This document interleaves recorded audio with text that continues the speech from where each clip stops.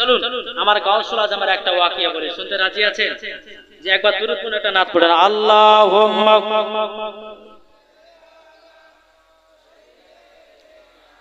মাওলানা মুহাম্মদ ওয়ালা আলে মাওলানা মুহাম্মদ। আমি চাই না বেহেশত, আমি চাই না জাহান্নাম, আমি চাই না বেহেশত, আমি চাই না জাহান্নাম।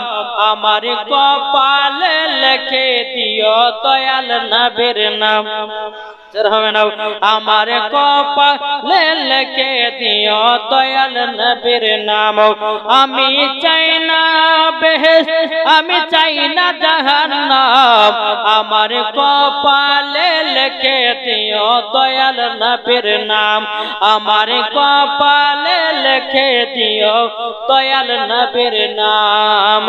যারা নবীর আশিক প্রেমিক হবে, যাবে তারা চলে শুধু মদিনাতে। জোর হবে না? যারা নবীর আশিক প্রেমিক হবে, যাবে তারা চলে শুধু মদিনাতে। হৃদয় মাঝে দেখা দাও ও গো নবীজি, হৃদয় মাঝে দেখা দাও ও গো নবীজি। আমার কপালে লিখে দিও দয়াল নবীর নাম। আমার কপালে লিখে দিও দয়াল নবীর নাম। আমি চাই না বেহেশত, আমি চাই না জাহান্নাম, আমি চাই না বেহেশত, আমি চাই না জাহান্নাম। আমার কপালে লিখে দিও দয়াল নবীর নাম। যেরকম এই বাবাজি মুসলমান ভাইয়েরও, এই সোনা মানিকেরও, আমার গাউসুল আজমের বয়স বাবাজি 8 বছর। কত বছর?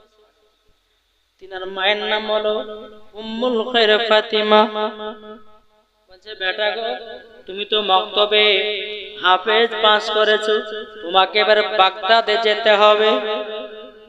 গাউসুল আজমের বড় জীবনী বাবা, একটা ওয়াকিয়া বলে ইনশাআল্লাহ আমার বক্তব্য সমাপ্ত করব।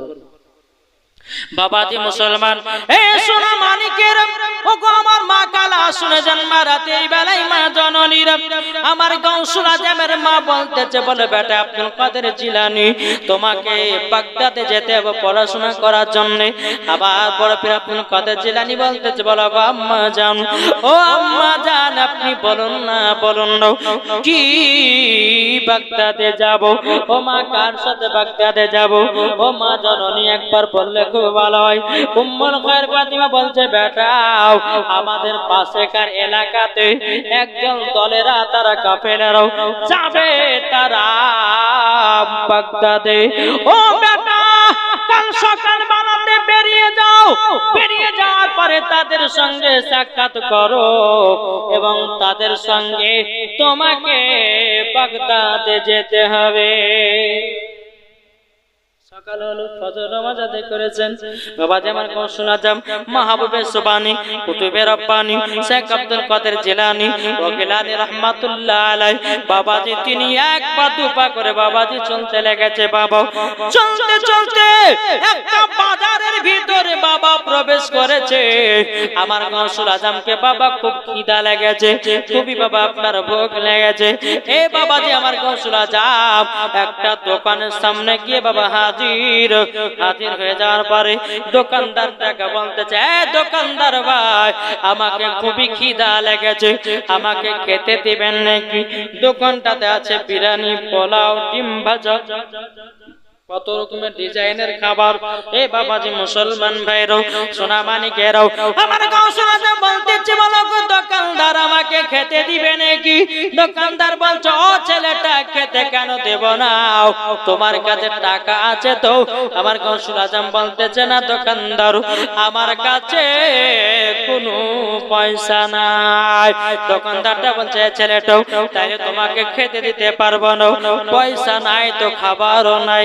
আমার গৌসুল আজম মাহবুবে সুবহানী কুতুবে রব্বানী শেখ আব্দুল কাদের জিলানী ওয়াকিলান রাহমাতুল্লাহ আলাইহি, তিনি দেখতেছে দোকানের সামনে ডিম ভাজা, বিরিয়ানি, পোলাও, বাবার কত রকমের খাবারও। বেরাদ আমার গৌসুল আজম ডিমটাকে হাতে নিয়েছে, নেবার পর বলছে, দোকানদার শুনে নাও, আমি ভাজা ডিম থেকে মুরগির বাচ্চা তৈয়ার করব। আচ্ছা, ভাজা ডিম থেকে মুরগি বাচ্চা হয়? আমরা পারবো না। কিন্তু বাবা যে মুসলমান আল্লাহর ওলিদের পাওয়ার কত। দোকানদার হচ্ছে, শুধু পাগলামো কথা, কিন্তু জানে না যেটা কি ভাজা ডিম থেকে মুরগি বাচ্চা হয়।